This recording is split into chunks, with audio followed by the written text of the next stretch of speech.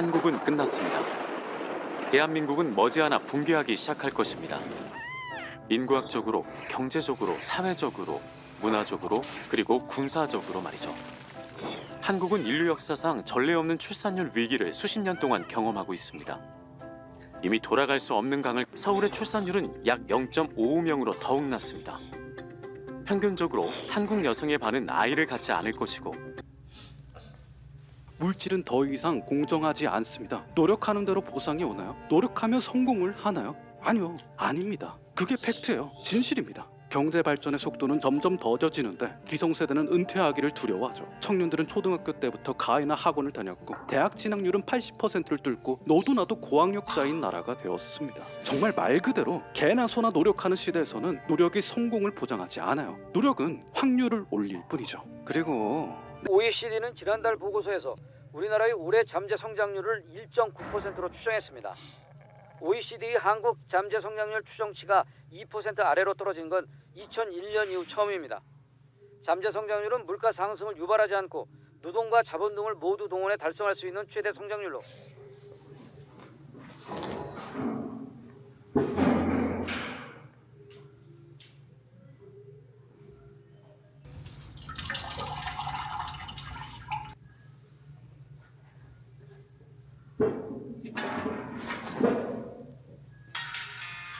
Korea is so screwed. Wow. Whoa. That is, I've never heard of that low a fertility rate. 0.78. That is amazing. 대한민국이 망하면 그건 국민 때문일 거임. 하기 싫은 일 강요하면 가스라이팅, 듣기 싫은 조언하면 꼰대, 시어머니 한마디에 시월드, 가족한테 헌신하면 퐁퐁남, 경력 쌓으려고 중소가면 조소다리, 조금이라도 손해보면 호구가. 여보세요? 다들 뭐해? 나 이때 약속 있는데 그때까지 할 거 없어서 심심함. 와, 나 살면서 그룹 보이스도 처음 해봐. 나도. 재미해볼 사람. 나 일단 한 게 있어. 요즘 인생이 재미가 없으니까 니한테 연락을 한 거잖아. 무슨 얘긴데? 아, 그니까. 야, 진짜 궁금한데 빨리 풀어봐. 근데 이건 재미 문제가 아니야. 좀 심각해. 그래서 이야기 주제가 뭔데? 아니, 일주일도 안 됐는데. 뭐야, 미친 거 아니야? 진심. 정이 다 떨어져서 그냥 끝내려고. 내가 봤을 때 걔는 무조건 커뮤할 것 같아. 그런 애랑 썸을 탄 내 시간이 아까워. 커뮤? 온라인 커뮤도 뭐 종류가 많잖아. 당연히 남축 커뮤지. 아씨, 진짜 싫어. 너네 근데 오늘 그 기사 봤어? 일베 폐쇄 운동? 일베를 폐쇄해? 그게 가능한가? 나 정확히는 몰라. 헤드라인만 읽고 넘겨가지고. 할 수 있으면 해야지.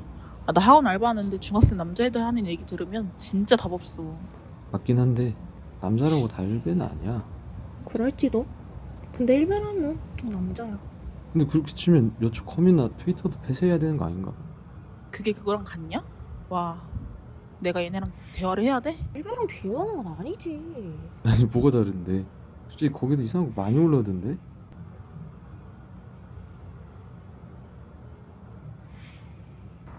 일베, 트위터.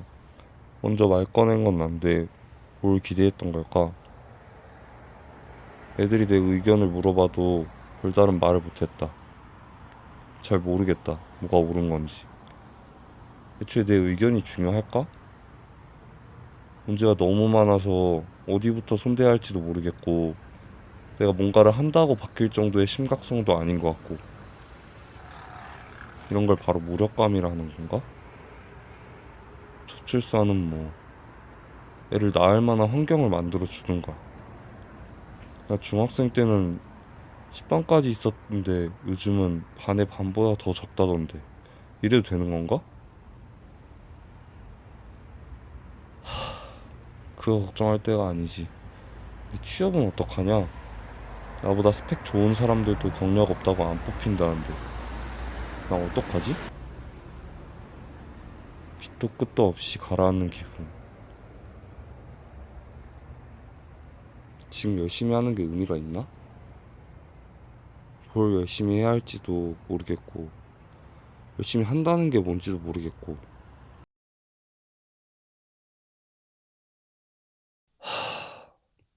제자리다 또.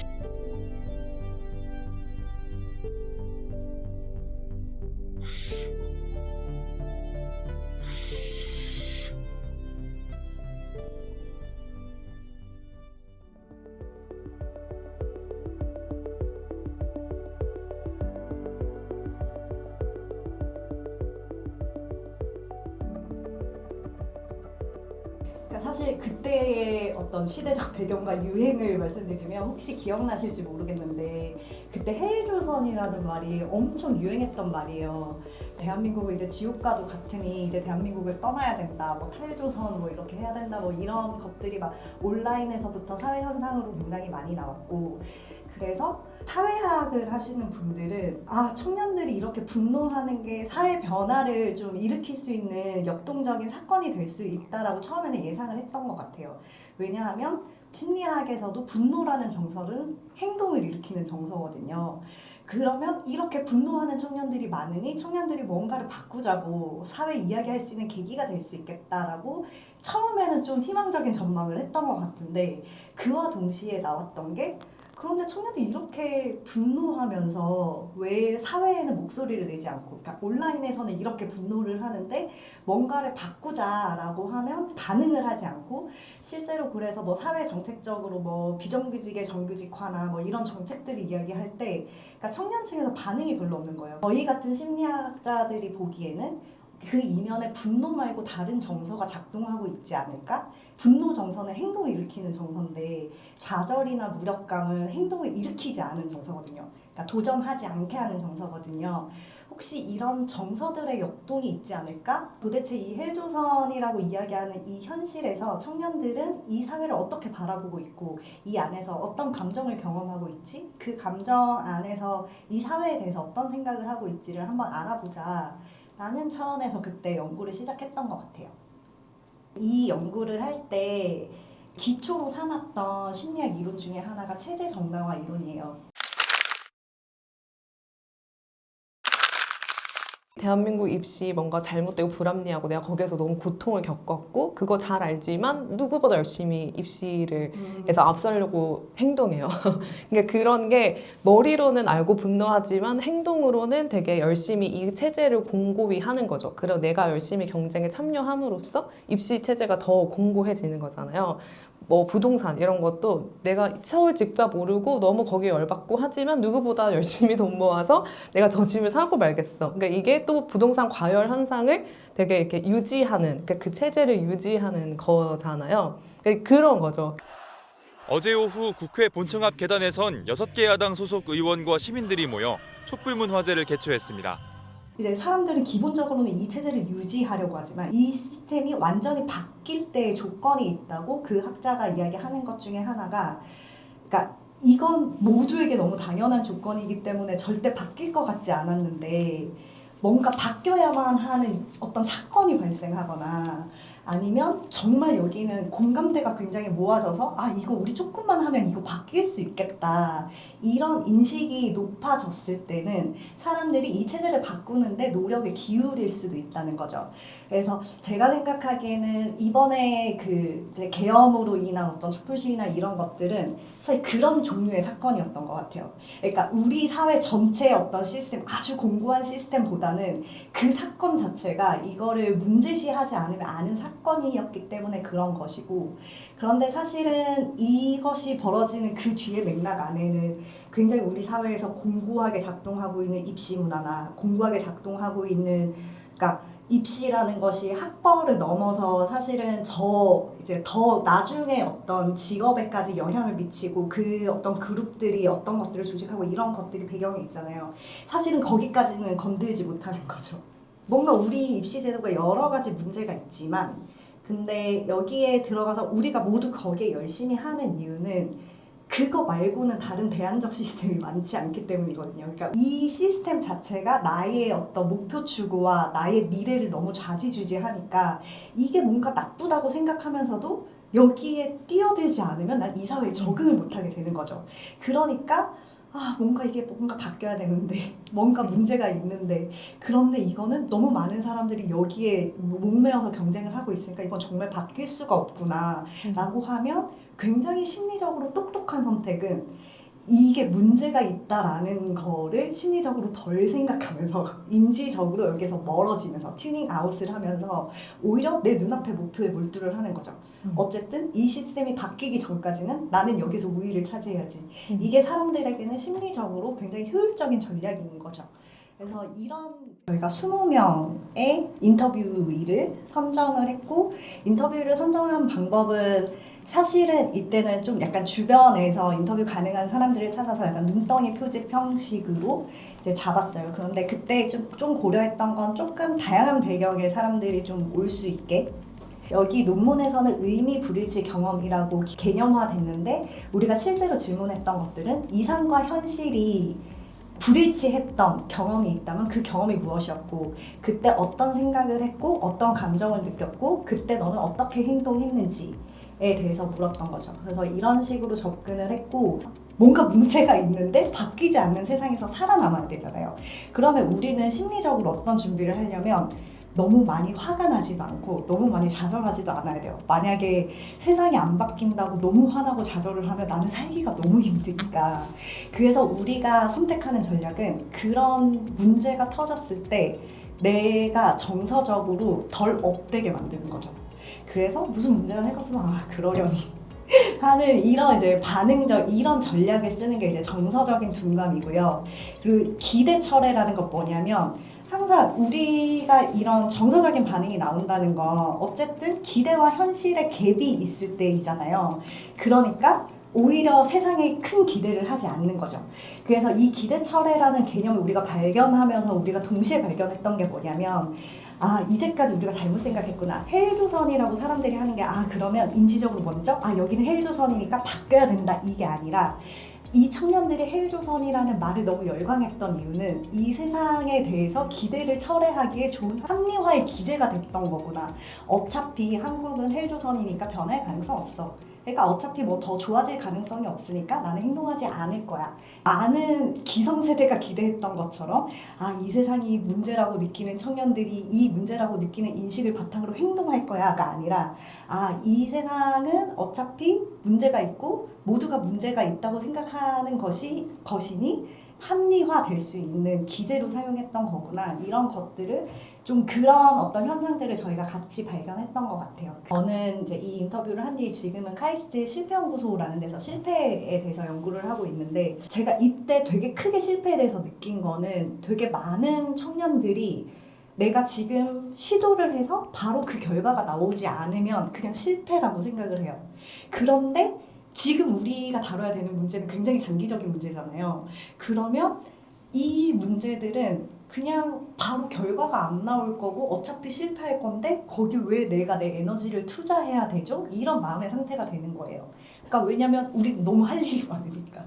그리고 괜히 그 일에 뛰어들었다가 엄청난 어떤 변화가 일어나지 않으면 난 그 시간을 낭비하게 되는 거니까.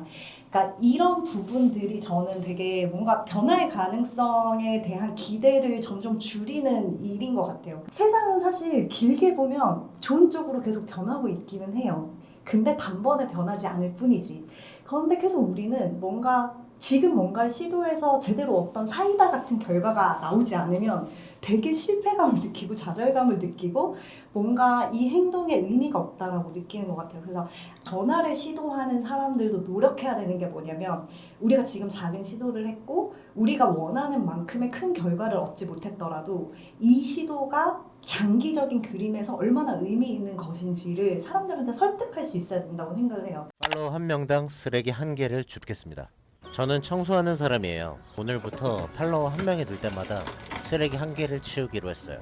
시작부터 그냥 했었고 오늘도 저는 그냥 치웁니다. 혼자? 아니, 동료들과 함께. 오늘도 구역을 3구역으로 나눠서 효율적으로 청소하는 사람과 함께 하겠습니다. 집게를 출발. 들었습니다. 400명에 가까운 대학생들이 바른 길을 위해 집게를 들었습니다. 대충 그런 건 없어요. 확실하게 출발. 릴스와 쇼츠를 넘기다 보면 가끔은 세상이 암흑 같다는 생각이 들어요. 댓글에는 비난과 증오가 가득하고 제 알고리즘이 이상한 건가 싶기도 합니다. 하지만 제가 청소하는 사람이라는 프로젝트를 하면서 느낀 건 하나예요. 이 세상은 생각보다 눈이 부실 정도로 밝다는 거예요. 브랜드는 이윤을 추구하지만 그 안에서 가치를 가지고 경영을 하고 개인들은 제 동료가 되어 쓰레기를 주워줍니다. 제 컨텐츠는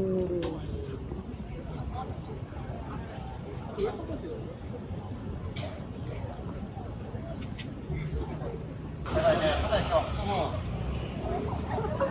하나를 좀 줄일 거예요. 하다가 필요로 쓰는 수가 뭐라고 하냐면 다 같이 이제 쓰레기를 바닥에 버리나. Alright? 쓰레기를 바닥에 버리는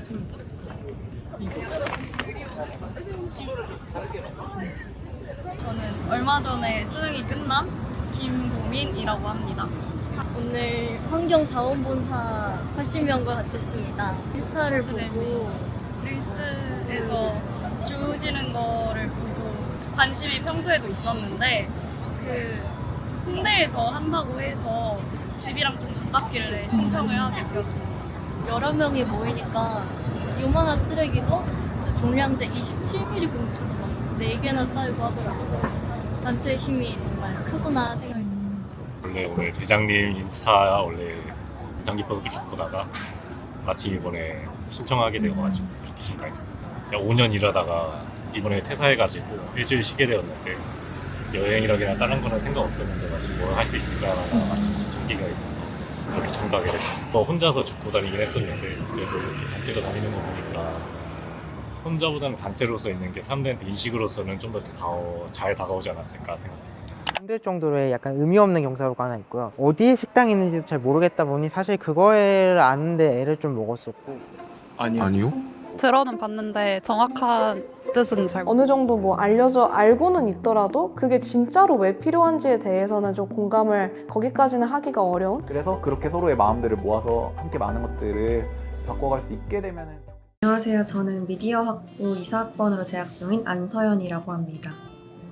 그대로는 제가 25년도 3월부터 5월 중에 제작했던 베리어 프리를 주제로 한 다큐멘터리고요. 파트 1에서는 이제 시청자들에게 베리어 프리에 대한 기본적인 정보를 전달하고 인식을 제고하기 위해서 베리어 프리에 대한 기본적인 개념, 그리고 고려대학교 내에서 베리어 프리에 대한 내용을 주로 다뤘고요. 그리고 파트 2에서는 파트 1에서 발견했던 베리어 프리 문제들을 고려대학교 학생들이 직접 주목하고 해결해 나가는 과정을 간단하게 담았던 영상이었습니다. 그대로 프로젝트는 고려대학교 재학생들이 직접 캠퍼스 내에서 경사로, 그리고 장애인 화장실, 자동문 등등 베리어 프리 요소들을 직접 조사를 하고, 그리고 또 그것을 그대로라는 명칭의 캠퍼스 지도 어플에다가 기록을 해서 구성원들이 쉽게 접근할 수 있도록 개선하고자 한 그런 프로젝트였습니다. 사실 제가 이 기획했던 계기를 말하려면은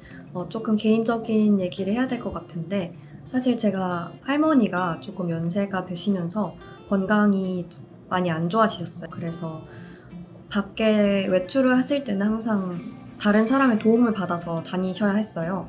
그래서 저도 할머니랑 같이 외출을 하면은 제가 항상 옆에서 부축해드리고 앞에 뭐 장애물이 있는지도 봐드리고 이런 것들을 대신 해드렸는데, 그렇게 생활을 하다 보니까 저 혼자서만 그냥 생활할 때는 보이지 않았던 것들, 느낄 수 없었던 것들이 조금씩 보이더라고요. 생각보다 일상 속에 이런 배리어들, 불편함들이 많구나.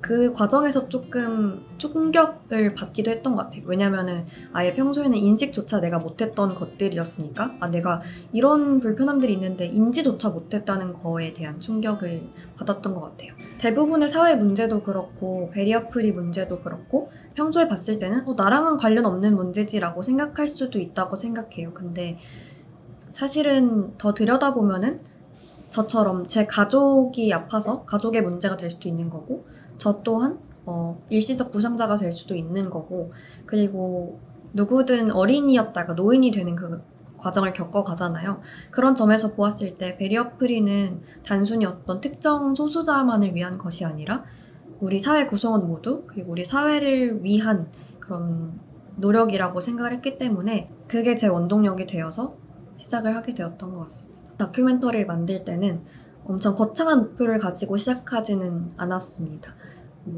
막 시청자가 엄청 많았으면 좋겠다라든지, 내가 고려대학교를 통째로 막 바꿀 그런 한 획을 그어야겠다 이런 마음가짐이라기보다는 처음에는 진짜로 이걸 정말 한 10명만 본다고 하더라도 그 10명이 이 영상을 보고 이 프로젝트를 보고 베리어 프리에 대해서, 그리고 내 주변 환경에 대해서 관심을 갖고 좀 다르게 보게 된다면 그것만으로도 충분하다라고 생각을 하면서 시작했던 다큐멘터리였어요. 원래 다큐멘터리 자체만으로도 학업이랑 다른 활동들과 병행하기가 시간적으로 여유가 많이 없는데, 거기에다가 직접 기획하고 프로젝트까지 실행을 하려고 하다 보니까 정말 더 버겁게 느껴지긴 하더라고요. 그래도 제작하던 그 시기 당시에는 이 다큐멘터리와 프로젝트를 끝마치는 것을 1순위로 두고 지낼 정도로 제게는 되게 중요하고 의미 있던 활동이었습니다. 다큐멘터리 제작도 그렇고 프로젝트 자체도 그렇게 쉽게 되는 단계는 아니었어서 굉장히 많은 분들의 도움이 필요했습니다. 그대로 앱 개발도 그렇고 정보를 수집하는 과정도 그렇고 그리고 저도 전문가는 아니기 때문에 베리어풀이나 그런 장애 인권에 대해서 또 자문을 해주실 분들도 필요했는데 정말 감사하게도 제가 관계자분들께 연락을 드렸을 때 다들 흔쾌히 해주시겠다고 답변을 해주셨어요. 그러면서 자기가 이 프로젝트에 도움이 될 수 있다면 너무 기쁘겠다 라는 마음으로 정말 모두가 동참을 해주시는 걸 보면서 정말 감사함을 많이 느꼈고 주변에도 저처럼 같은 생각을 가지고 이런 작은 변화를 이끌어 나가고자 하는 분들이 있다는 거를 더 느꼈던 것 같아요. 저는 우리나라에서 지금 제일 심각한 사회 문제는 양극화와 갈등이라고 생각을 하는데요. 요즘 많은 사람들을 보면은 뭐 성별이라든지 아니면 정치적인 이념이라든지 정말 다양한 분야에서 다양한 기준으로 서로를 구분하고 또 배척하기에 바쁘다고 생각이 듭니다. 근데 그런 것들이 점점 심해지면은 기존에 있었던 사회 문제들도 함께 봐가면서 고칠 수가 없고 그런 문제들도 더욱 고착화된다고 생각을 해서 저는 지금 일어나고 있는 이 사회의 심각한 갈등들이 여러 사회 문제의 근본적인 문제가 될 수도 있다고 생각을 하는데요. 사실 현실을 살아가다 보면은 만나게 되는 어떤 벽이나 그런 문제들로 인한 피로함, 그런 좌절감들이 모여서 감정을 만들어낸다고 생각을 하는데 특히 요즘 20, 30대들은 그런 현실적인 문제를 굉장히 잘 겪게 되잖아요. 미래를 준비하는 과정에서. 그런 과정 속에서 냉소적인 모습을 띠게 된다고 생각해요. 근데 저도 냉소적인 감정을 겪었을 때 느꼈지만 이 냉소라는 감정은 결국에 저의 그리고 미래를 향한 가능성을 갉아먹는 감정일 수도 있겠다라고 생각을 했어요. 그런 냉소적인 감정을 겪을 때 다시 낙관적이게 될 수 있는 이유는 주변에 저 말고도 굉장히 작지만 따뜻한 영향력을 가진 사람들이 저는 많다고 생각해요. 미디어에는 아까 말한 그런 갈등을 조장하는 사람들이 더 많이 활동하고 혐오를 말하는 사람들이 더 많이 있지만 실제로 주변을 돌아봤을 때는 정말 작게라도 내 주변에라도 선한 힘을 갖고 있는 사람들이 있고 그런 작은 하나하나의 그런 영향들이 모여서 저는 사회의 변화를 만들어낸다고 믿고 있거든요. 그래서 그런 사람들을 바라볼 때 저는 다시 행동할 힘을 얻는 것 같아요. 사실 저는 지금 저출산 연구를 하고 있거든요. 그래서 그 저출산 연구에서 보면 지금 저 연구가 이제 10년 전의 연구였는데 이제 그 친구들이 그대로 이제 자란 거예요. 그래서 이제 이 친구들이 아이를 낳을 시기가 된 거죠. 근데 여기에서도 저는 그 아이를 낳지 않는 사람 안 낳겠다라고 결정한 사람들이 왜 안 낳기로 결정했을까? 보통은 우리가 다 돈 없어서 안 낳아요. 시간도 없고 돈도 없는데 어떻게 낳아요? 이런데 이것도 질적 연구를 통해서 지금 들여다보고 있는데 좀 발견한 것 중에 하나가 무력감이었어요. 무력감. 논문에서는 정답사회라고 표현이 됐는데 요구된 내가 반드시 거기에 맞춰야만 하는 사회적인 기준들이 있어요. 규범들이 있고. 근데 그 규범에 맞추지 못하는 데서 오는 어떤 자기 가치감의 상실 그리고 무력감, 내가 이걸 바꿀 수 없다라는 거. 그러면 그냥 내가 통제할 수 있는 선택을 하고 싶은 거죠. 그러니까 이걸 심리학적으로 좀 들여다보면 그래서 내가 통제할 수 있는 거를 찾다 보니까 그냥 애 안 낳을래. 사회적으로 부과된 완벽주의가 뭐냐면 그냥 완벽주의는 모든 걸 다 완벽하게 하려고 하는 게 이제 완벽주의잖아요. 근데 사회적으로 부과된 완벽주의는 내가 잘하고 싶은 마음이 없어요. 근데 자꾸 요구를 받아요. 근데 이 정도 안 돼. 더 해야 돼. 이 정도 더 해야 돼. 그러니까 자꾸 요구를 받으니까 사람들이 내가 그 기대 수준에 맞추지 못하면 안 되기 때문에 완벽해져야 된다라고 생각하는 게 사회적으로 부과된 완벽주의거든요. 근데 그 부모가 되는 입장에서 내가 부모가 되기로 했어. 그러면 나를 평가하는 기준이 하나가 새로 더 생성되는 거예요. 그러니까 내가 부모로서 잘하는지 못하는지를 사람들이 또 평가할 거야. 그러니까 못하면 맘충, 뭐 나쁜 부모 막 이렇게 나 평가받을 거야. 이러니까 사회 불안, 평가 불안, 남들이 날 어떻게 볼까? 이거에 되게 더 막 집중하게 되고, 그러니까 잘하지 못하면 아예 시작을 안 할 거야. 인 거죠. 그러니까 완벽하게 갖춰지고 준비가 되지 않으면 아예 나는 시작하지 않겠어 라는 이 마인드가 개인적으로 보면 사실 얼마나 진짜 무기력한 거죠. 제가 지금 자꾸 이제 최근 연구를 말씀을 드리게 되는데, 애를 안 낳겠다, 비출산을 결정한 사람들뿐만 아니라 출산을 결정한 사람들은 어떻게 해서 출산을 결정하냐를 같이 봤어요.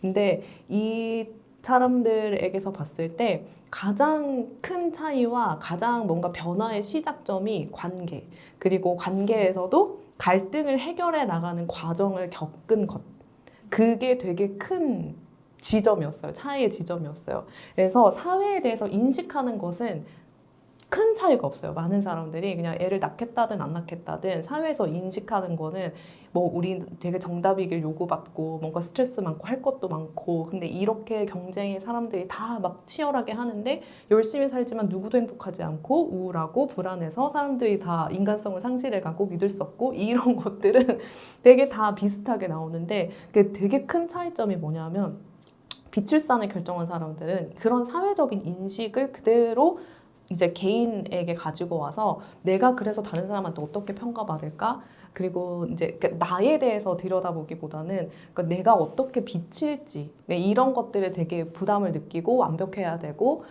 이런 것들, 그래서 불확실한 일은 내가 아예 시작조차 하지 않고 실패할 것 같으면 아예 내가 발을 들여놓지 않아요. 성공한 사람은 이런 모습일 거야 라는 편견, 뭐 이런 것들을 그대로 이제 나를 평가하는데 사용하는 거예요. 근데 아이를 낳겠다라고 하는 사람들은, 그러니까 심지어 이렇게 생각했던, 그러니까 애를 안 낳겠다라고 생각했던 사람들도 변화한 사람들이 있는데, 깊은 관계에서 갈등을 하고 회피하지 않아요. 회피하지 않고 우리가 해결할 수 있어 라는 거. 근데 이 갈등을 통해서 처음에는 너무 괴로워해요. 힘들어하고, 그러면서 뭐가 힘드냐면 이 갈등 상황에서 나한테 이런 부정적인 모습이 있었다니, 내가 저 사람을 힘들게 하는 거가 있었다니, 도대체 너는 왜 그러는 거야? 하면서 서로 나의 부족한 점을 찾는 거예요. 이게 이제 시선을 나로 돌리는 거죠. 나한테 이런 부분이 있었구나. 나는 되게 멀쩡하고 괜찮은 줄 알았는데 내가 과거에 이거를 해결을 못해서 지금까지 뭔가 영향을 받고 있구나. 이런 것들을 배우자와 얘기하면서 깊이 있게 뭔가 들여다보게 되고, 그렇게 되면 자기 이해가 일어나는 거예요. 그렇게 해서 나의 이 부족한 부분을 수용할 때, 맞아, 내가 이런 장점도 있지만 이런 단점도 있어, 이런 걸 수용할 때 변해요. 근데 이 변화하면서 사람들이 뭘 느끼냐면 효능감을 느껴요. 내가 더 성숙한 사람이 되고 내가 더 나은 사람이고 좋은 사람이 돼간다는 효능감. 그리고 이 대화를 하면서 배우자도 같이 그렇게 변화하는 거예요. 그래서 뭐가 생기냐면 부부 공동 효능감이라는 게 생기는데, 나 혼자는 못해도 우리 둘이면 할 수 있어. 우리 둘은 이제 그러니까 말하자면 같은 배를 탄 거죠. 나 혼자는 이 배를 저어가지 못하지만 폭풍우가 와도 너랑 있으면 할 수 있어. 뭐 이런 게 이제 생기는 거예요. 신뢰가. 그래서 이 사람들한테 갈등은 오히려 나를 이해할 수 있는 계기고, 우리가 더 사랑할 수 있는 계기예요. 노력할 수 있는 계기. 그 차이가 되게 크게 나왔거든요. 근데 거기에서 이제 효능감과 우리 한번 해보자, 뭐가 잘 될 수 있겠지, 지금 뭐 걱정해서 뭐해, 또 낙관적인 사고, 희망, 이런 것들이 이제 거기서부터 조금 피어나는 것 같더라고요. 뭔가 역시 약간 비슷한 게 학문을 배경해서 결국 비슷한 결론으로 간다는 생각이 들어서 전 되게 반가웠는데, 약간 이런 효능감이에요. 이런 게 사실 뭔가 우리가 약간 뭔가 세상이 정답으로 이야기하는 것과 조금 다른 이야기를 하고 있는 것 같은데 이 생각을 하는 사람은 나밖에 없을 거야 라고 하는데, 우리가 계속 공동으로 연구를 하는 이유가 뭐냐면, 각기 다른 데서 연구를 하지만 이상하다고 생각했던 세상에 대한 이해가 딱 가졌을 때 우리 이거 조금 더 자신 있게 세상에 말할 수 있구나 이런 어떤 공동체적인 경험이 있거든요. 그러니까 이런 게 그 부부에서도 발생할 수 있고 같이 일하는 사람들한테도 발생할 수 있다는 거죠. 그래서 약간 나 이 상황에서 그걸 경험했구나 그러니까 이런 거고. 비통한 자들을 위한 정치학이라는 책이 있어요. 그 분이 예전에 했던 프로젝트 중에 그런 게 있는데 그때 이제 낙태법이 한창 갈등이었을 때 낙태법에 대해서 엄청나게 극렬하게 찬성하는 사람과 극렬하게 반대하는 집단이 있었대요. 근데 이 사람들이 지금 갈등과 비슷해요. 이게 우리가 옳아. 이건 이런 논리에 대해서 우리가 옳아. 이렇게 이야기를 하고 그래서 어떤 정책을 만들어야 돼 해서 이 정책을 가지고 논쟁을 하면 이거는 절대 해결할 수 없는, 그러니까 이게 뭐 이 논쟁에서 갈등만 더 커지고 해결할 수 없는 문제라는 거예요. 근데 이분이 접근한 거는 이 사람들을 모아서 너 왜 낙태법에 대해서 찬성하니? 너는 왜 낙태법에 대해서 반대하니? 라고 하면서 그들이 발견했던 게 이들이 솔루션에서는 완전히 반대를 가지고 있지만 이 사람들이 낙태법을 절대적으로 찬성하게 된 배경과 절대적으로 반대하게 된 배경에 대해서 했을 때는 비슷한 이유 때문에 다른 솔루션을 이야기한다는 거예요. 근데 그것과 마찬가지로 저도 이 남녀 문제도 사실 이 솔루션에 대해서는 당연히 입장에 대해서 되게 다를 수는 있지만 사실 이 배경을 들여다보면 우리가 이제까지 이야기했던 정답사회, 불신사회, 스트레스 사회의 결과로 이 솔루션의 갈등이 있는 거라고 생각을 하거든요. 반드시 하나의 정답 같은 해결책은 없겠지만 이 문제를 해결해 나가는 방식에서 계속 새로운 정책을 만들고 이 정책 얼마나 좋아요? 논리적으로 얼마나 과학적 근거가 있어요? 이게 아니라 이러한 갈등이 있게 된 어떤 이 20대 여성과 20대 남성의 삶과 마음을 들여다보면서 여기에서 공통으로 이야기할 수 있는 언어를 찾아내는 게 사실 우선이라고 생각을 해요. 근데 이게 계속 그 정치로 가니까 더 큰 문제로 되고 한다고 하는 게 이게 우리가 이제까지 사회 문제를 해결해온 방식이 굉장히 합리적 언어, 논리적 언어, 근거 그런 것과 그래서 정책으로 모든 것을 해결할 수 있겠다라고 하지만 정책이 바뀌어도 문화가 안 바뀌면 그 정책의 의도와는 상관없이 이제까지의 문화가 있었던 관성대로 가게 되거든요. 그러니까 솔루션이 나오는 건 되게 중요한데 사람들이 합의할 수 있는 솔루션을 찾아 나가는 과정에서 사실은 지금 20대 여성의 삶과 20대 남성의 삶을 들여다보면 사실 굉장히 공통적으로 너무 힘든 것들이 있을걸요. 근데 그걸 안 들여다보는 거죠. 그러면서 그냥 남녀 갈등을 어떻게 해결해야 되지? 이 문제만 들여다보니까 자꾸 그러니까 뭔가 문제시 삼는 거예요. 이게 문제니까 우리가 옳은 건데 너는 왜 이렇게 바보야? 이렇게 되는 거예요.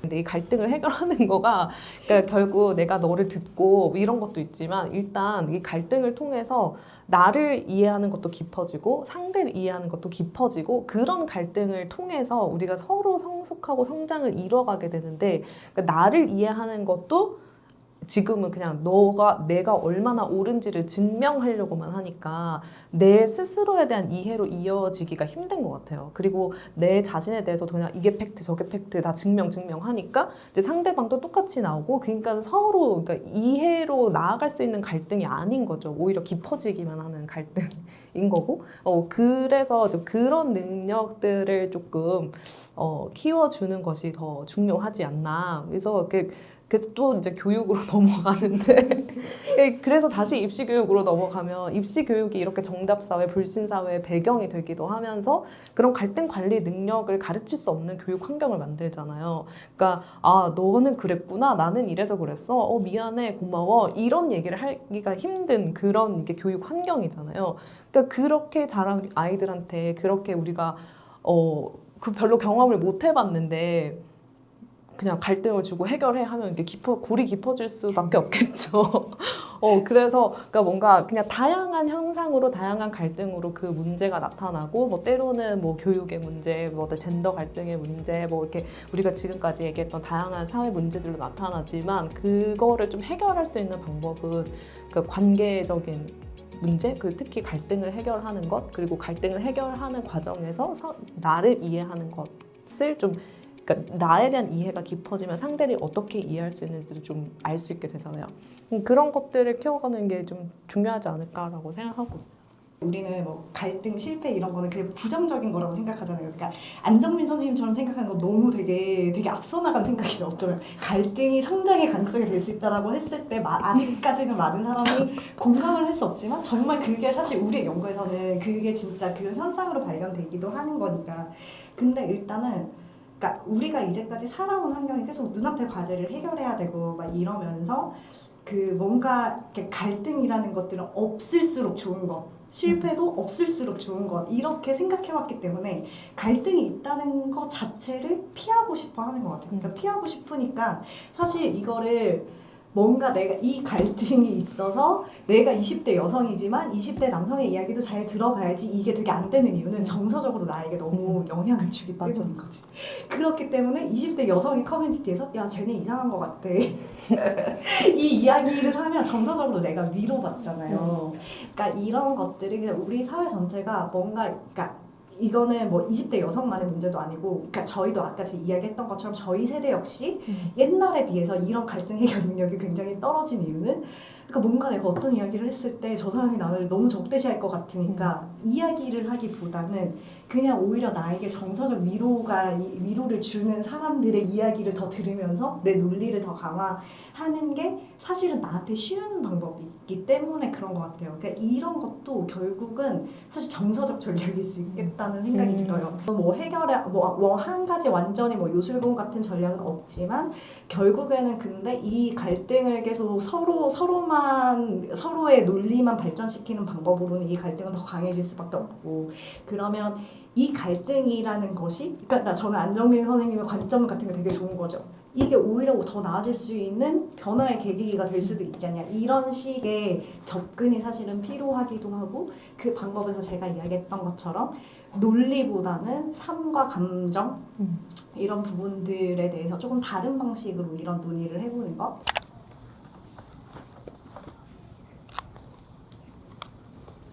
하이, 안녕하세요. 저는 엘리나라고 합니다. 미디어학부 22학번 학생이고 지금 이중 전공으로 국제대학을 하고 있고 and then other part of introduction is going to be in English. The reason I came to Korea was basically BTS because I really loved them since 2015 when they uploaded their Fire movie, the music movie, and then after that I started learning Korean really extensively. Like I was learning every day for 4 or 5 hours, and I loved the language. There was this scholarship that I dreamed of getting it, and it was really competitive, like hundreds of people for one spot. So I applied my documents and I applied to Yonsei and Koryo, and then I got into Kode. So I was really happy and I came here. When I came here, I was like 17 and then I turned 18 here. And that's why I had really like basic foundations of my character. And I didn't know what my self-identity is and what I think about society. But then after, I've experienced a lot of ups and downs. And I think there were more downs in the beginning than ups. After you left your country, you don't belong to your country anymore. So you're not entirely Kyrgyz, and you're forgetting words and language of like your mother tongue, and then you're not belonging to Korea as well, and like you're not as native in Korean language as you wish to be. So with that, I've experienced a lot of like, I don't know where I am or who I am, and I think I've lost myself at some point, but then I had to regain again myself part by part. So in my first year, I started joining clubs, and then I didn't like some of them. I was like, oh, I don't really like. Korean society was just there. And I've experienced new like knowledge of getting to know about fertility rates in Korea dropping, and then there's inequality issue, there's feminism issue, and there's politics issue, so many issues. And then when you get to know the society, like before I knew like I think almost nothing about Korea, that's why I didn't have expectations. But then coming here, I learned so many things, positive as well. So my first major is media, and then second is international relations. And I chose media specifically for journalism. I always wanted to be a journalist. I wanted to do something for the society, because I don't think I find pleasure in doing something just for money or like for checks. And I would really get into depression if I don't do something meaningful. Because everything you do is your decision. And if you're not reading news, you're doing a decision to support the ones who are benefiting from it, which are like rich people and like, you know, multi-billionaires in the system or politicians. I think reading news is essential. And however hard it is for me, it is hard to read news, because sometimes I get angry at them. I get really like upset, and I'm like, oh, why do I even live in this world? But it's essential if you want to be humane, and if you just want to find some solution.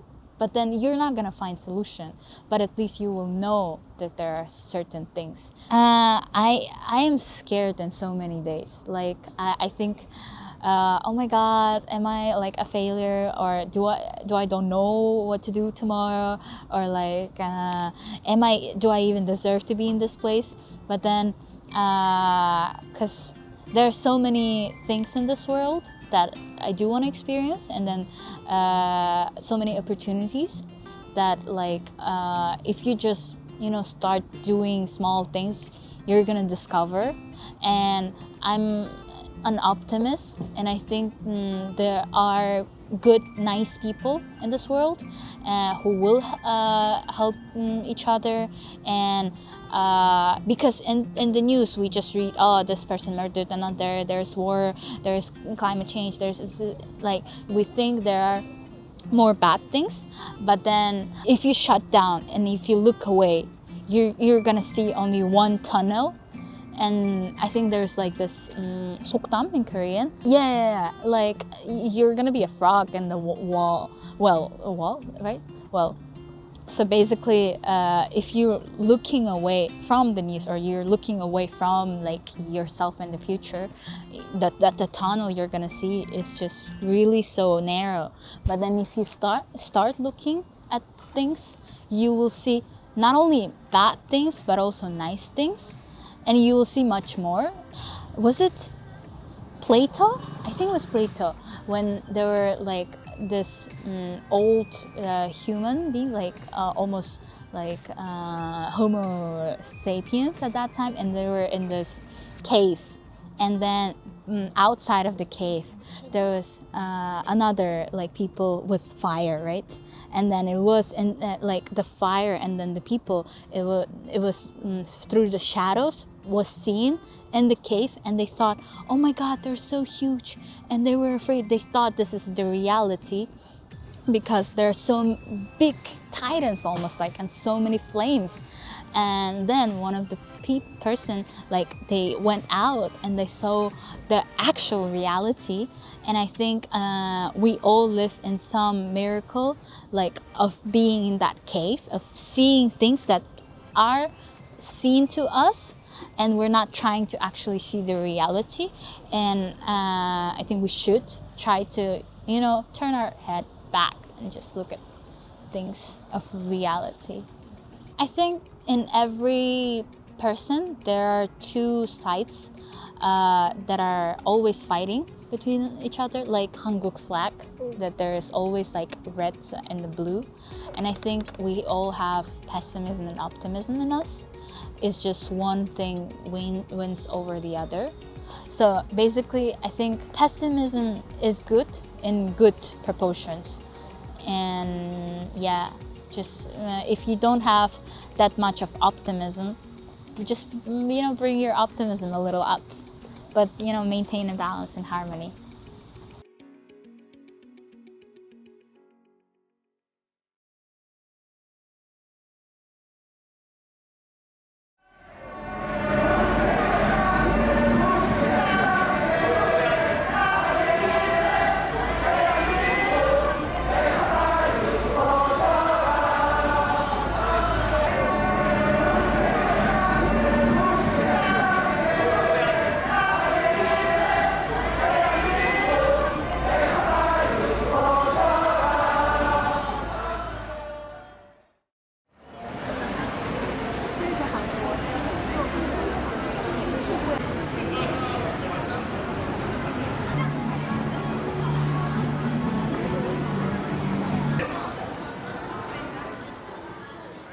다른 한국 유학생들이랑 한국에 오게 된 계기를 좀 많이 다르다고 생각하지 않고 케이팝을 좋아한다, 한류를 좋아한다 그 계기로 시작을 해서 조금 일찍인 시점에서 중학교 때쯤에 한국어를 접하기 시작했고 중국인들이랑 비슷하게 중국어를 좋아하는 사람들이고 또 비슷한 문화권에 속하니까 크게 적응하는데 불편은 없었고 또래 중국인 애들이랑 똑같이 한국이라는 나라를 인식하지 않았을까라 생각합니다. 오기 전에는 한국 사람들이 전반적으로 친절하고 외국인에게도 비교적 열려있는 사회라고 생각했어요. 그런데 동시에 외국인, 특히 중국인이라는 이유로 미묘한 거리감이나 시선을 느낀 적도 있어서 한국 사회가 생각보다 좀 단순하지 않다는 느낌을 받았습니다. 또 가끔 농담처럼 던지는 말에서도 편견이 느껴질 때가 있었습니다. 중국인들은 한국 문화에 동화될 생각이 없고 맨날 지들끼리 중국어로만 얘기하고 그런다. 이렇게 문제 삼는 거를 실제로 학교 생활하면서도 들은 적이 있는 것 같긴 해요. 길거리 중국인 너무 많다. 이런 식으로 좀 싫어하는 티를 내면서 사용한 건 들은 것 같습니다. 짱깨 외에도 짱꼴라, 손조기, 떼놈 같은 건 가족 중에 나이가 많으신 분들 그 외에 제 주변에 있는 친구 지인은 짱깨 짱꼴라 같은 용어를 많이 써요. 특히 대화 주제가 외국인의 범죄, 외국인의 건강보험 이용, 선거 참여, 부동산 취득 같은 사회적으로 뜨거운 현안이라면 10중 8구 거부감이 드러납니다. 부모님 한국인이셔서 중국에서 오래 살았는데도 중국 국적이 아니라 한국 국적인들, 그 친구들은 재외국민특별 전형 등을 통해서 한국 대학에 와서 제가 만났는데 그 친구들에 대한 놀리는 표현, 조롱하는 표현으로도 써요. 가볍게는 너 중국인 같다, 너 한국 오래 안 살아서 이거 잘 모른다, 혐오 표현 당했습니다. 근데 그거를 그 친구도 사실 중국인은 아니기 때문에 그걸 자신에 대한 비난이라고 생각 안 하고 중국에 오래 산 것에 대한 비하로 받아들이고 서로 사용합니다. 이게 좀 스스로 자조를 하는 격으로 중국인들 정말 더러우니까 무비자로 받는 거 약간 제정신 아니다, 약간 이렇게 말했던 걸 들었던 경험도 있습니다.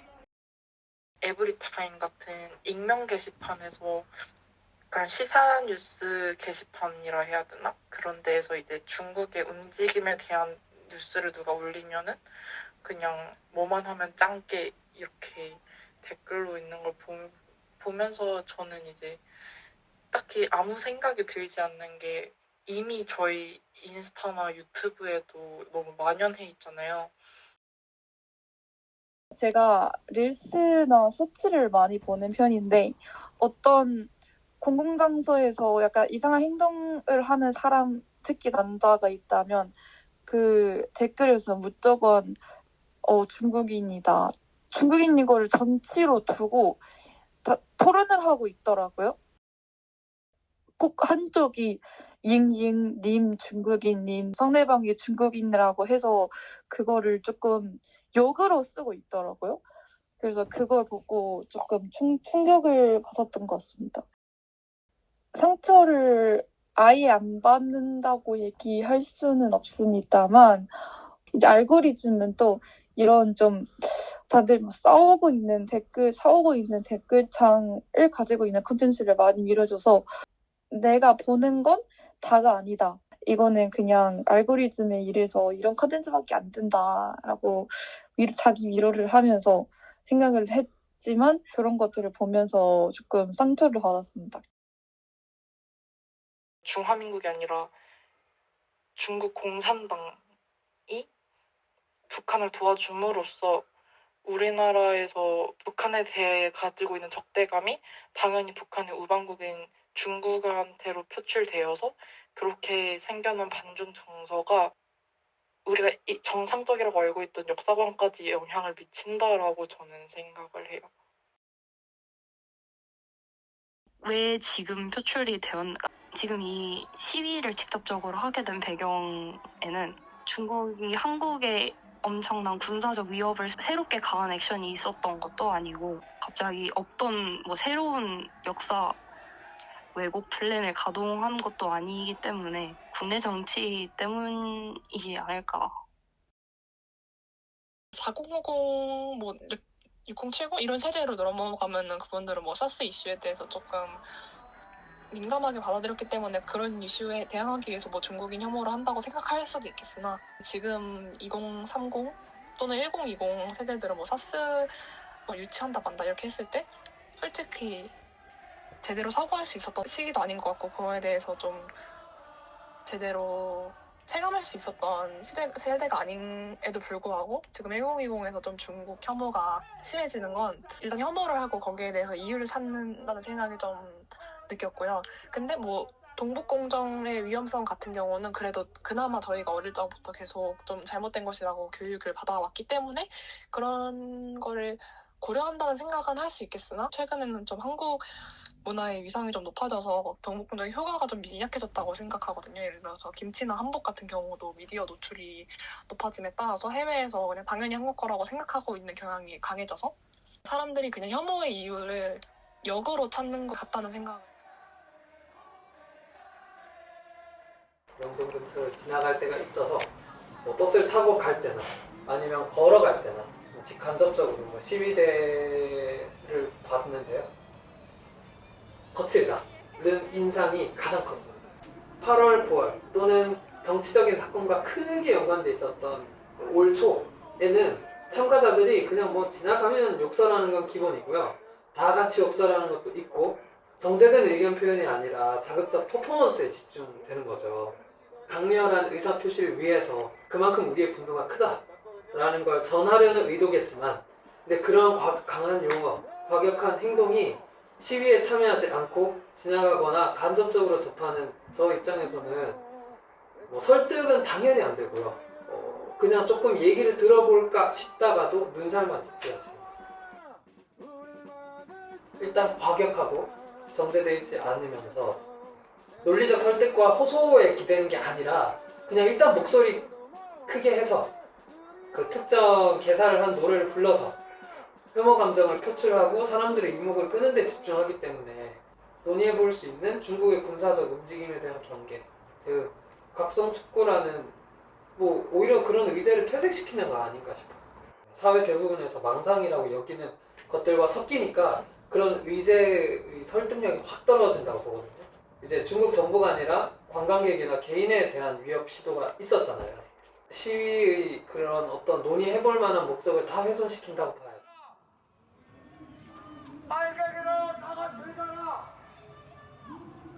뉴스나 온라인에서 현장 시위 소식을 접했을 때 무서운 감정이 컸습니다. 시위가 중국 정부를 향하는 게 아니라 한국에 있는 중국인 전체를 향하는 것처럼 보일 때도 나는 여기서 안전할까라는 생각이 가장 컸던 것 같습니다. 중국이라는 국가에 대한 혐오를 넘어서 개별 중국인에 대한 혐오도 이제 같이 진행이 되고 있다고 생각을 하거든요. 가령 이제 시위에서 사용하는 구호가 짱깨라는 단어를 쓰고 단어가 들어가는 그런 노래도 만들어서 부르는 걸 생각을 하면 짱깨라는 것은 중국 비하라기보다는 중국인에 대한 비하 단어잖아요. 어쨌든 중국인이라는 것은 정체성인데 정체성이라는 게 자신이 기본적으로 지니고 있는 그런 뭔가 외부 요인에 의해서 바꿀 수 없는 것인데 그거에 대한 혐오가 들어가는 것은 옳지 않다라고 생각을 했고요. 우파 세력이 하고 있는 그런 반중 정서의 구호나 캠페인 같은 게 되게 뭉툭하다? 중국이라는 거대한 대상을 사잡아서 반대를 하고 있는 것 같은데 비판 지점이 명확하기보다는 포괄적인 중국에 대한 그런 걸 싸잡아서 뭔가 비난하는 것 같은 그런 양상으로 전개되고 있는 것 같다는 생각을 좀. 집회와 결사의 자유는 보장되어야 하는 자유이긴 한데 그들이 무엇을 위해서 집회를 여는지에 대해서 사실 잘 모르겠고 살짝 실체가 없는 것들에 대한 집회를 연다는 생각이긴 했어요. 왜냐하면 주장하는 근거들에 대해서 약간 좀 찾아본 적이 있는데 가짜뉴스인 경우가 좀 많았고 그렇게 생각하다 보니까 한국인이 저지른 범죄에 대해서도 그냥 당연히 중국인이 했을 거다 약간 이렇게 흐르는 인식들도 좀 많았던 것 같고, 사실 그들이 주장하는 부정적인 면모들은 좀 더 파보면 사회 보장적 제도가 좀 미비해서 일어나는 사건인 경우가 많은데, 그냥 한 인종과 한 집단을 상대로 피해 의식적인 생각이 좀 있어서 집회를 여는 것 같다고 해서. 올해 초에 건대로 이사 왔거든요. 6월 달인지 7월 달인지 뚝섬에서 홈점 시위가 있었어요. 사람들이 깃발을 들고 중국 비하 발언, 중국인 욕을 하는 그런 노래를 들고 레디컬한 그런 말을 써져 있는 간판을 들고 행진을 했습니다. 저는 그때 학교 끝나고 집을 가는 길이었는데 40대 후반 50대처럼 보이는 한국인 아주머니가 딱 지나가고 있는 저를 잡았어요. 계속 니는 한국인이냐 중국인이냐, 니는 한국인이냐 중국인이냐, 어떤 비자였냐, 왜 왔냐, 엄마 아빠 어디냐 물어봐서 근처에 계셨던 어떤 경찰관 분이 제가 너무나도 당하고 있기만 해서 그 사람한테 놔달라고 보내달라고 얘기를 해주셔서 제가 무사히 집을 갔었지만 너무 무서웠습니다. 약간 분노? 약간 억울함보다는 무서웠어요. 진짜 목 졸았어요, 거의. 그 자리에서 제가 중국인이라고 하면 어떤 사태가 일어날까. 심지어 조금 늦은 밤이었으니까 정말 오늘은 집에 갈 수 있을 생각까지 들어왔던 것 같아요. 무비자로 인해서 중국인들이 한국에 관광 오는 것도 맞지만, 한국인이 중국에 무비자로 가서 실제로 관광을 즐기고 많은 미식 문화를 누리고 오기도 하는데, 그런 상태에서 한국인이 단지 한국인이라는 이유로 부당한 대우를 받는다면 그것에 대해서 우리가 부당하다고 당당하게 말할 수 있는가? 서로를 하나의 이미지로만 보지 않고 개인으로 바라보는 태도가 가장 중요하다고 생각을 합니다. 역사나 정치 문제는 분명 존재하지만 일상에서 만나는 사람까지 적대적으로 대하지는 않는 게 필요하다고 느끼고 있습니다. 전 최근에 좀 부각된 중국의 어떤 상호주의적이지 않은 정책에 대한 반발, 비판, 이건 사실 정치권에서 다루고 있고 저는 그건 충분히 사회적 논의가 필요하다고 봐요. 정책적인 반대인지 그냥 무지성 반감인지를 의식적으로 구분하는 태도가 정말 중요하다고 생각해요. 이유 없는 혐오나 실생활에서 저랑 상관없는 사람한테 하는 지적이나 욕설 같은 거는 조금이라도 자제해 주셨으면 좋겠다는 생각. 정치적인 의제를 넘어서 그 중국이라는 국가의 문화에 익숙해지게 되면 정치와 아닌 것, 그러니까 정치와 이제 문화 또는 개인을 분리해서 볼 수 있지 않을까.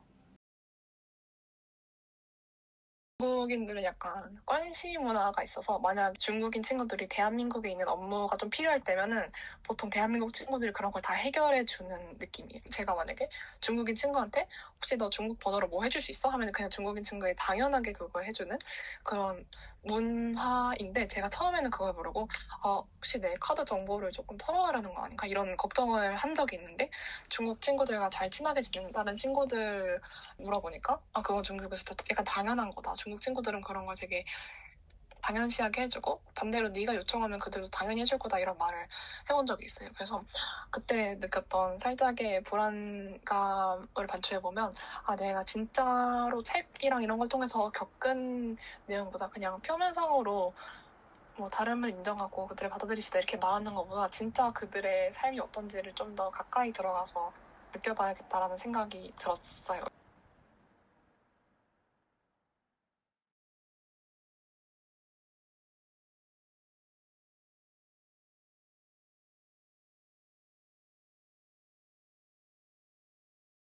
요즘은 영상도 인공지능이 만드는 시대에서 우리 미디어 학도들은 어떻게 나아가야 될까요? 몇몇 사람들을 만나며 저는 그것에 대한 대답을 들어봤습니다. 안녕하세요. 저는 MBC에서 결혼 중 만들고 있는 김정민 PD입니다. 고대 공공학번이기도 했고 지난 학기에 그 영상 콘텐츠 제작 실습도 가르쳤었던 여러분들 선배입니다. 반갑습니다. 저 PD 수첩, 실화 탐사대 그 외에 이제 다큐멘터리 그 촬영하고 있는 촬영 감독 이선영입니다. 네. 안녕하세요. 저는 MBC의 오은영 리포트 이근영 작가라고 합니다. 미디어와 관련된 삶을 꿈꾸게 된 계기는 무엇인가요?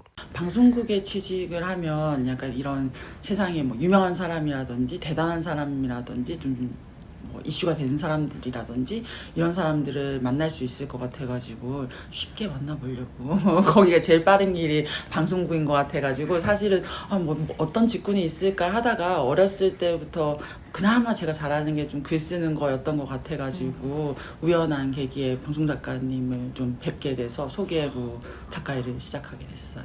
어떻게 하면 이게 나를 좀 알릴 수 있을까라는 생각을 이제 하다가 그럼 그래도 이쪽 미디어 쪽 일을 하게 되면 이렇게 개인적인 나를 알리지는 못하지만 뭔가 그래도 이렇게 내가 제작한 뭐 컨텐츠나 만들었던 결과물이 타인의 그러니까 불특정 다수긴 하지만 그 많은 사람들이 봐주잖아요. A가 문제야.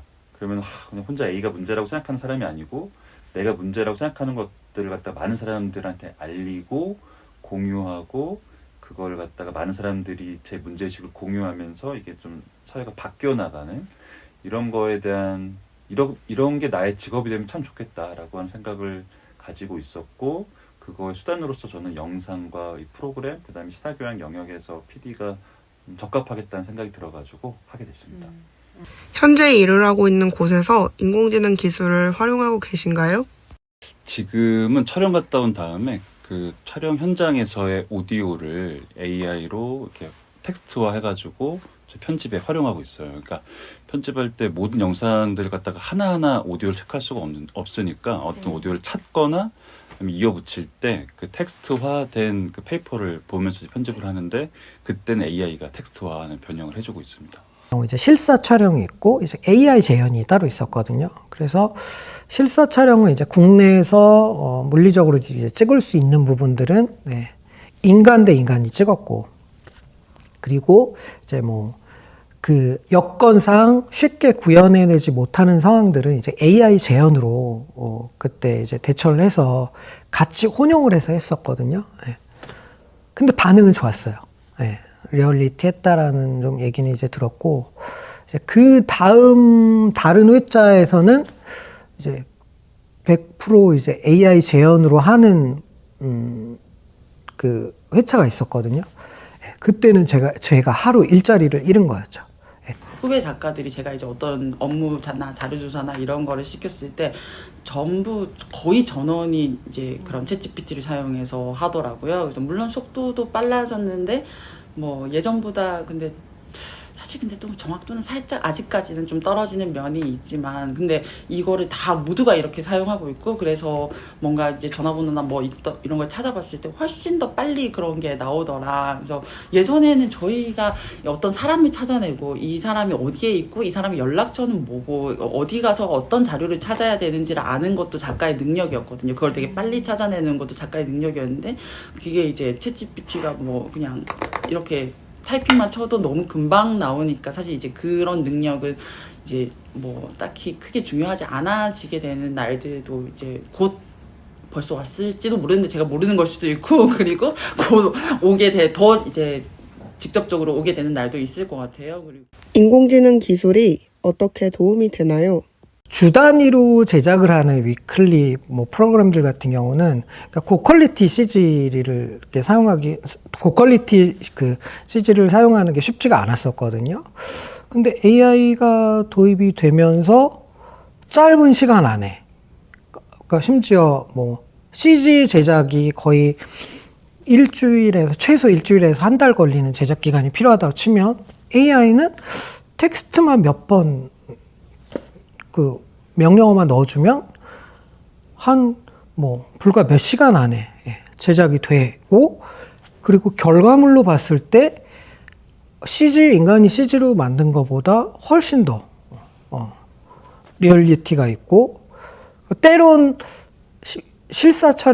실사인가 아니면 AI 영상인가 혼란스러울 정도로 많이 발전이 돼서 그 실촬영을 했다면 엄청난 뭐 사전 기획과 그다음 연출과 비용과 시간이 발생할 텐데 그걸 갖다가 되게 정말 엽기적으로 줄여놓은 것들 그래가지고 초안을 받아본 다음에도 그거를 갖다가 재촬영을 하거나 이럴 필요 없이 그냥 수정하려고 하는 멘트만 그 프롬프트만 조금 수정해서 넣으면은 바로바로 물론 시간이 좀 걸리지만 그렇게 나의 요구를 갖다가 무한적으로 소통해 가면서 작업물을 갖다가 계속 반복해서 받아볼 수 있는 거는 PD로서는 정말 획기적인 것 같아요. 지금 우리 막내 작가들이 하는 어떤 일들 이런 것들이 되게 이제 AI로 많이 대체가 되고 그다음에 그래서 그런 과정들이 많이 사라지고 처음부터 이제 막 자료조사하면서 이렇게 배우는 단계들이 쭉 있거든요. 근데 그런 과정들이 좀 지금도 많이 축소되어 있긴 한데 더더욱 축소될 것 같고 그래서 예전에는 막내들은 이제 뭐 자료조사하고 이제 뭐 좀 이제 뭐 경력이 쌓이면은 이제 어떤 아이템 발제도 하고 기획도 하고 했던 것 같은데 그게 아니라 이제 정말 줄어들어서 이제 정말 처음 시작하는 친구들부터 약간 아이템을 기획하고 발제하고 이런 것들 그러니까 뭐 소위 말해 메인 작가나 메인 PD가 하는 것들을 되게 더 빨리 하게 되는 세상이 올 것 같다라는 생각이 들어요. 그렇다면 이러한 인공지능 기술이 아직은 부족하다고 느낀 순간이 있으신가요? 이제 안 맞을 때가 있더라고. 그래서 AI가 신나서 막 뭐 이거예요라고 막 이렇게 했는데 조금 하고 좀 찾아보면 또 그게 아니고 그래가지고 내가 알고 있는 정보를 집어 넣으면은 본인이 최초에 제시한 정보가 맞다면 자기 정보 맞다고 하는 걸 또 어필해줘야 되는데 AI의 현재까지 알고리즘은 약간 그럼 또 내 말이 맞다고 또 막 이렇게 나오는 거예요. 그러면 그게 확인되면은 약간 신뢰를 100% 하기가 아직은 조금 그래서 근데 이걸 갖다가 AI가 제시한 정보가 완벽하지 않다라고 하는 거에 대한 좀 자각도 있어야 되고 근데 좋지 않은 정보를 제공할 때 그거를 분류해내는 눈도 있어야 되는데 근데 AI가 너무 보편적으로 이렇게 쓰여지게 되고 신뢰도를 갖다가 맹신하는 스텝들이 생기게 되면 AI를 제가 마주 앉아 상대하면 제가 좀 꼼꼼하게 챙기는 게 저의 일이 되지만 저한테 갖다 주는 스텝들이 그런 시각이 조금 부족하거나 아니면은 너무 좀 그런 경계를 낮추게 되면은 그런 필터링 없이 저한테 그냥 신뢰를 가지고 신뢰에 차서 가져올 거기 때문에 이게 또 저도 이 스텝들이 저한테 가져오기까지 과정을 갖다가 완전히 완벽하게 팔로우할 수는 없으니까 이게 고스란히 그냥 방송에 나갈 수 있는 위험이 있을 수 있겠다라고 하는 생각이 들어가지고 이게 편한 만큼 이 위험성에 대한 경계도 늦추면 안 되겠다라고 하는 생각은 하고 있습니다. 미디어 분야 직업들에서 인공지능이 대체할 수 없는 것은 무엇일까요? 그 PD가 가지고 있는 기술적인 뭐 노하우나 이런 것들은 다 뭐 가겠죠 그쪽으로. 근데 PD가 이제 만들어 놓는 이 팀의 네트워크, 인간관계, 그 다음에 그 인간관계로부터 오는 어떤 프로그램과 이 제작자들의 어떤 헌신 정도, 그 다음에 참여 정도 이런 것들은 다 약간 PD가 어디까지 출연자들을 좀 관리라는 말이 사람한테 좀 그렇지만 어떻게 관계를 맺느냐에 영향을 받는데 그런 것들은 아마 뭐 AI가 마지막으로 대체하는 게 아닐까 그래가지고 그거는 아마도 마지막까지 인간의 영역으로 남아있을 것 같긴 합니다. 애정인 것 같아요. 약간 인터뷰할 때 이 사람의 목소리 떨림이나 아니면 이 얘기를 할 때는 뭐 격하게 울거나 이러지 않더라도 되게 뭐 어투가 달라진다든지 톤이 달라진다든지 아니면 이거에 대해서는 되게 뭐 숨을 많이 고르고 얘기한다든지 할 때 발이 떨린다든지 뭐 눈꺼풀이 떨린다든지 약간 뭐 얼굴에 약간 뭐 붉은 빛이 돈다든지 약간 이런 것들이 있거든요. 그럴 때 그 사람이 어떤 걸 정말 말하고 싶어 하는구나가 이제 앞에 있는 인터뷰어가 그걸 느끼게 되는 것 같아요. 그래서 근데 거기까지는 뭐 물론 그 AI라는 친구가 되게 이 사람에 대해서 자료를 다 입력해가지고 뭐 개괄적인 인터뷰들 그리고 또 디테일한 인터뷰들까지 줄 수는 있지만 뭐 전체 스토리 라인에서 크게 중요하지 않았다라고 생각했는데 이 사람이 거기에 엄청나게 되게 뭐 인터뷰할 때 반응을 보인다든지 약간 숨기려고 하지만 느껴진다든지 했을 때 그 이야기가 좀 더 커지기도 하고 또 작게 다루었지만 받아들이는 사람들이 그 부분을 되게 크게 보기도 해서 그런 것들을 발견하는 건 아직까지는 애정을 가진 인간이 할 수 있는 일이 아닌가 싶어요. 찍는 모든 대상을 이제 피사체라고 하거든요. 네.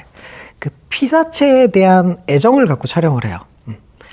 자, 이 도둑놈이고 이 나쁜 놈이면 이 도둑놈이고 이 나쁜 놈을 어떻게 더 극대화시켜서 더 나쁜 놈처럼 표현을 할까? 그리고 불쌍한 사람들이면 어떻게 더 이 사람을 불쌍하게 구현해낼까? 슬픈 상황이면 이 영상으로서 어떻게 더 감정이입을 시켜서 이 슬픈 상황을 더 극대화시킬까라는 고민들을 계속 순간순간 계산을 하면서 촬영을 하거든요. 그래서 이 부분에서는 타이트한 샷, 이 부분에서는 예를 들어 극단적인 클로즈업 이런 것들을 계속 감정적인 교감을 해가면서 머릿속으로 생각을 해가면서 촬영을 하는데 결국에는 우리 인간 대 인간인 거거든요. 그러니까 인간 대 기계는 한계가 있는 것 같아요.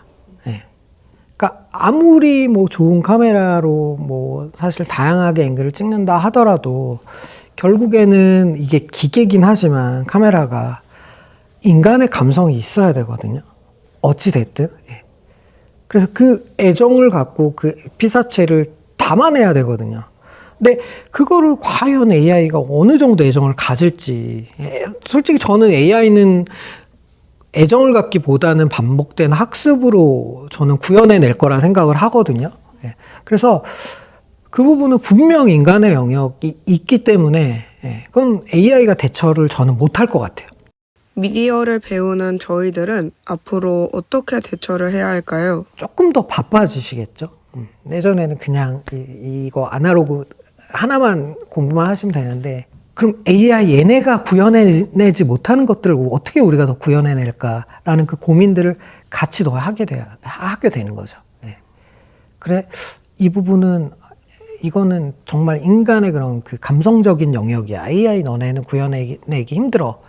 이런 것들을 계속 고민할 수밖에 없는 거죠. 거부할 수 없는 현실이 될 것 같기는 해요. 그러니까 이미 작년인가 MBC에서도 PD가 사라졌다라고 하는 프로그램이 있었어요. 그러니까 AI가 출연자를 뭐 고르고 그다음에 그 프로그램을 진행해 나가는 이게 뭐 실험적으로 나온 거긴 하지만 사실 이 세상을 살다 보면 실험적으로 나왔던 대부분의 것들은 머지않아서 대세가 되고 이제 자리를 잡기 때문에 특히나 이 AI 같은 경우에는 한번 접근하게 되면 이 편의성이라든가 이 효율을 갖다가 포기할 수가 없는 영역이라서 언젠가는 뭐 공동 기획자로 고려를 할지 말지에 대한 고민하는 것 자체가 좀 웃길 만큼 너무나 자연스러운 현실이 될 것 같습니다.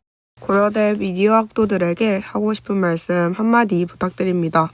제가 되게 좋아하는 드라마 중에 미국 드라마 중에 그 뉴스룸이라는 드라마가 있는데 거기에서 여자 주인공이 이제 사회가 잘 돌아가기 위해 가장 중요한 조건이 그 이제 바른 정보를 알고 있는 어떤 유권자들이란 얘기를 하거든요. 그래서 AI가 정말 기획도 잘 해줄 수 있고 또 우리보다 더 재밌는 콘텐츠를 만들어 나갈 수도 있지만 어쨌든 세상이 조금이라도 물론 왔다 갔다 하겠지만 이제 크게 봤을 때 조금이라도 좋은 방향으로 나아가기 위해서는 저는 여전히 그 정보를 굉장히 전달하는 미디어의 역할이 되게 중요하다고 생각해요. 근데 그거를 기계한테 맡기는 건 사실 너무 위험한 일인 것 같고 챗GPT가 기획안을 쓰고 영상을 만들어내더라도 그것을 릴리즈하고 또 어떤 걸 선택해서 릴리즈가 하고 이것에 어떻게 반응할 것인가는 사실 또 인간의 몫이라고 생각하거든요. 그래서 그런데 미디어를 전공한 사람들이 좀 어떤 미디어가 사람들을 행복하게 만들고 또 어떤 미디어가 바른 정보를 주고 그래서 세상이 좀 더 따뜻하고 바른 방향으로 뭐 100% 그렇게 되지 못하겠지만 큰 결로 봤을 때 1%라도 또 좋은 세상으로 나갈 수 있게 만드는 건 결국에는 그런 기획안과 영상을 선택하는 사람들의 몫이라고 생각해서 거기에 좀 자부심을 느끼고 사명감을 느끼고 공부를 하셨으면 좋겠습니다.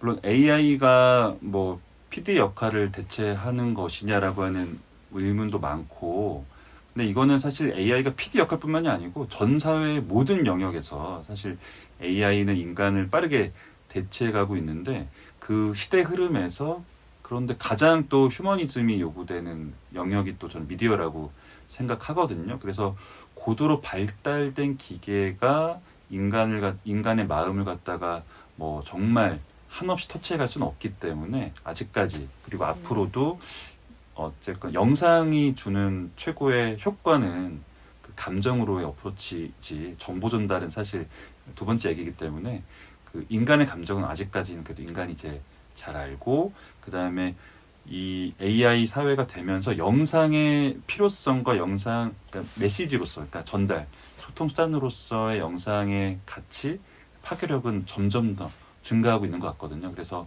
미디어 학부 여러분들께서는 주저하지 마시고, 그 다음에 시대의 흐름에 두려워하지 마시고, 여전히 영상 제작자로서의 길은 열려 있고 역할은 더 크게 요구될 거기 때문에 앞으로 계속 정진하시길 바라겠습니다.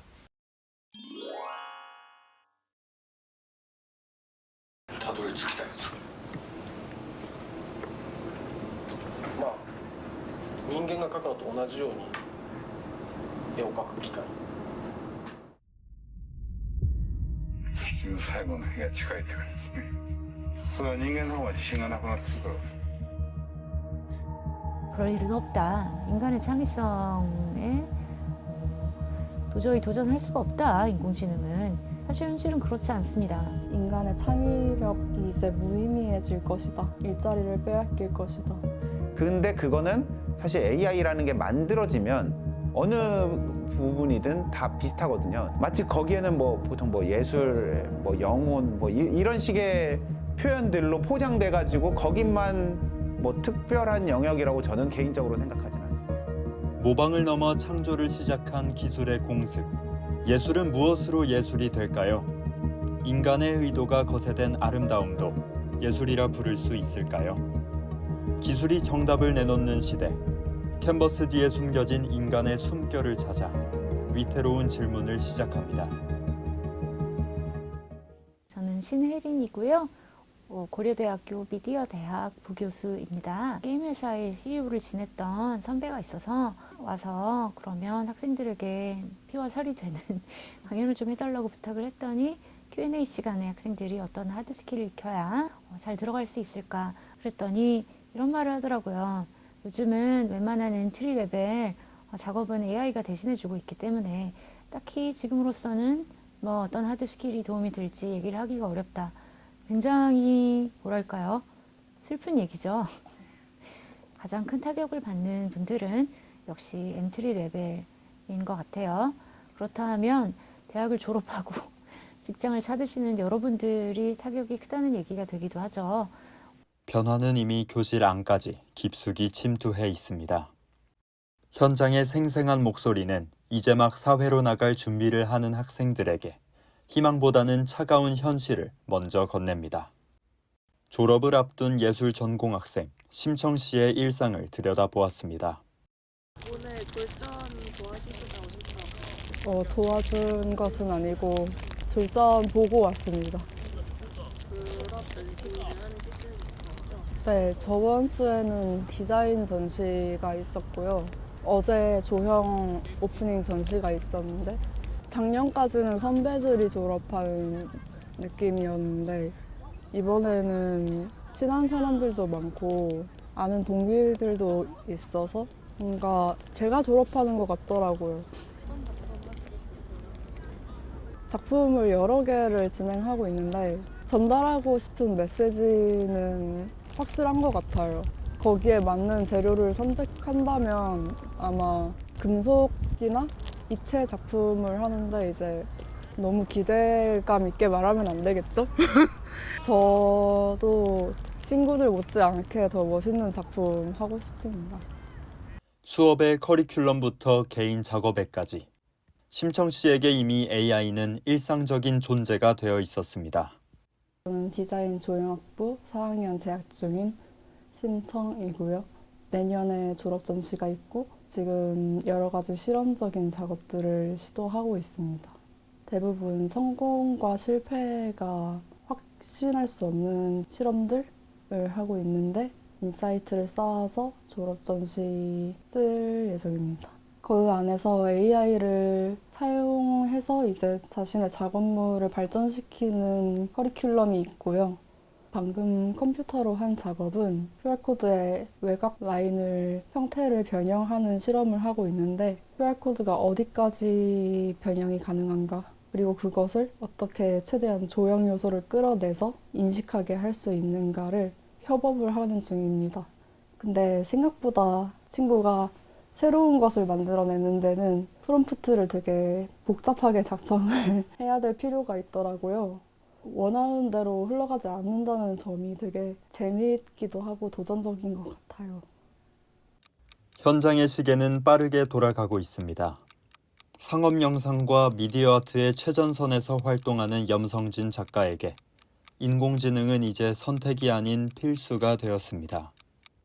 네, 저는 현재 AI를 활용한 미디어 아트 및 영상 분야 전체로 작업을 하고 있는 염성진이라고 하고요. 현재는 접시라고 하는 크리에이터 레이블에서 활동하고 있습니다. 접시는 생긴 지 얼마 안 되는 신생 회사고요. 여러 명의 크리에이터들이 모여서 같이 창작 활동을 하고 또 인사이트도 나누는 그런 집단이라고 보시면 될 것 같아요. 메이저 방송국들의 CG나 VFX들을 대체하는 작업을 진행하고 있고 개인적으로는 애니메이션이라든지 미디어 아트 예술 쪽으로 또 활동을 하고 있습니다. 이미 상업적으로 영화계나 예술계 쪽에서는 굉장히 발빠르게 움직이고 있습니다. 제 생각에는 그래도 한 60-70%는 AI로 하지 않나 싶어요. 거의 인간이 하는 거는 전체적인 감도를 맞추고 편집 요 정도여가지고 과거에는 예를 들어 총 쏘는 모션이 자연스럽지 않다거나 화려한 액션씬, 빠른 카메라 무빙이 되지 않았다면 툴 회사들도 경쟁이 가속화되면서 굉장히 빠르게 업데이트가 되고 있거든요. 그럴 때마다 실험적인 것들을 해보면서 가능성을 많이 보고 있는데 인공지능은 어떻게 불과 몇 년 사이에 이토록 비약적인 발전을 이룬 것일까요? 그 중심에는 방대한 데이터와 이를 처리하는 강력한 연산 능력이 있습니다. AI라는 거에 대한 연구를 오래전부터 해왔거든요. 자동 분류라든지 이런 거에 강점을 많이 가지고 있었던 것 같아요. 생성을 한다는 것 자체를 시도를 안 해본 건 아니었는데 결국에 생성물에 대한 질이 그렇게 좋지 않았었다가 데이터의 양이 아주 많을 때 생성물들의 퀄리티가 높아진다는 것들이 좀 많이 밝혀졌고요. GPU가 이제 아주 급속하게 또 발전을 하면서 여러 가지가 딱 맞물려 가지고 이제 생성형 AI라는 것에도 아주 큰 발전이 있었던 것 같습니다. 이미지 같은 경우에는 제일 처음에 백색 잡음에 해당하는 어떤 자글자글한 이미지를 먼저 그냥 랜덤하게 생성을 해버리고요. 그 노이즈를 조금씩 지워가는 방식으로 해서 진짜처럼 보이는 이미지를 만들어내는 방식으로 일반적으로 생성을 합니다. 그런 모델들이 이제 어떻게 트레이닝 되냐, 우리가 생성하려고 하는 리얼리스틱한 그런 이미지들이 아주 많이 모여져 있으면 이 함수는 처음에는 얘를 제대로 변환할 수 있는 능력이 전혀 없기 때문에 이 노이즈 입력이 이 함수에 들어갔을 때 그 나온 아웃풋을 원래 우리가 디자이어드 하는 그 아웃풋과 비교해가지고 이 차이를 줄이도록 함수를 학습을 시켜나갑니다. 돌이켜보면 예술의 역사는 늘 기술의 발전과 궤를 같이 해왔습니다. 붓에서 카메라로, 카메라에서 컴퓨터 그래픽으로 도구는 끊임없이 변해왔지만 그 시대를 관통하는 단 하나의 진리는 변하지 않았습니다.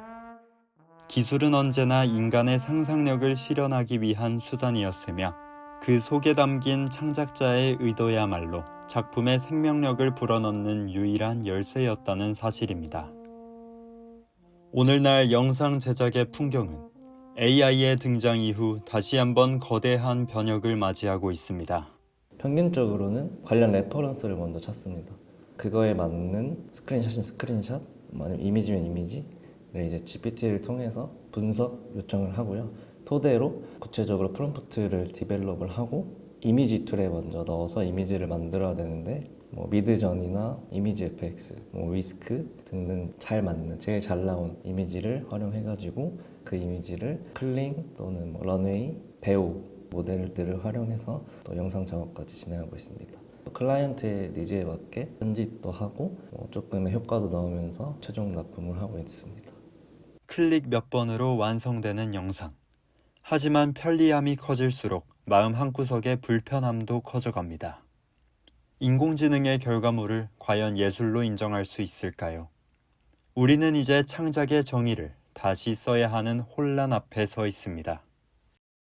예술에서 계속 새로운 게 만들어지고 있다 라고 하지만 기존의 것이 없으면 지금의 것도 사실 존재할 수가 없는 부분이거든요. 그러니까 기존의 것에서 만들어진 부산물을 이용해서 또 뭔가를 만들어내는 그런 축적성은 사람과 사람 사이에서도 이루어졌던 일인데, 그럼 이거는 데이터의 제조업과 얼마나 다른 것인가? 모방이라는 것과 얼마나 다른 것인가?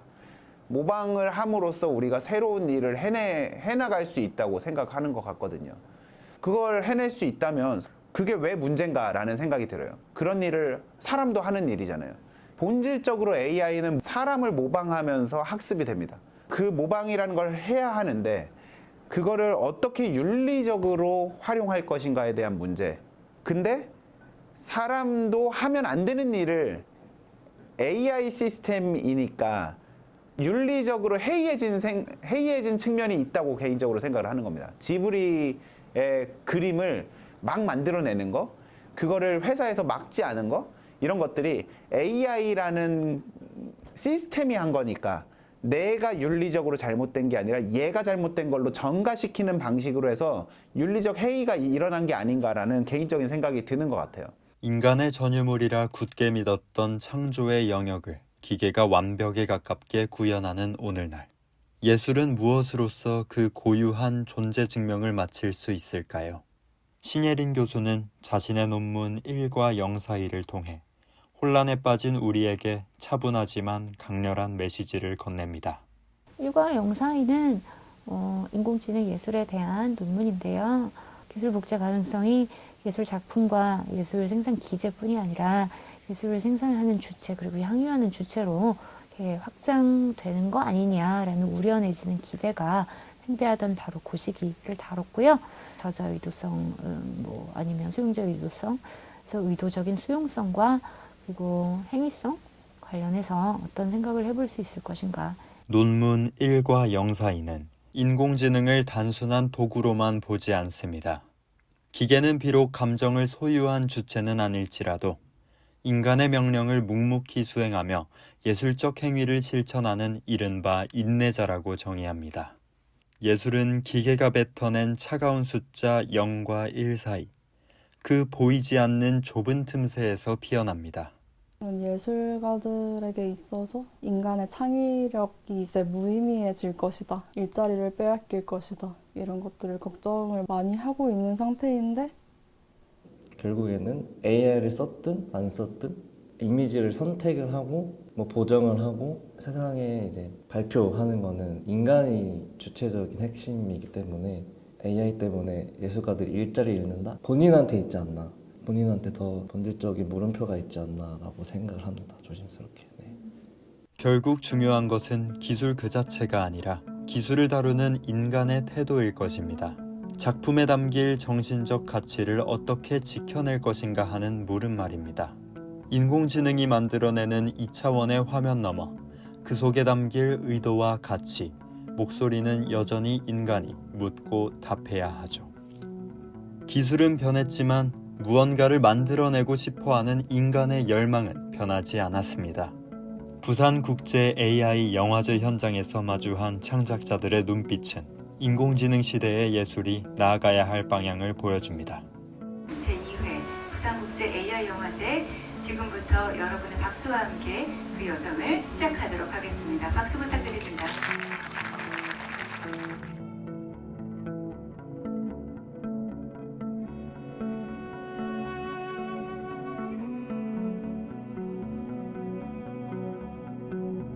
AI 시스템이 어떻게 사유를 하고 생각을 하는지에 대해서 경험하게 하는 작업을 합니다. 그래서 AI 시스템과 같이 대화를 하면서 내용에 대해서 이해를 하고 내 생각을 고찰을 하게 되는 경험들을 하는 작업들입니다. So like cameras or eyes, they capture what's in front of us, so the objective world. The AI tools, they capture what's behind our imagination, our dreams, the subjective world. Again, I think the best leverage when creating with AI is not artificial, but it's human, it's you.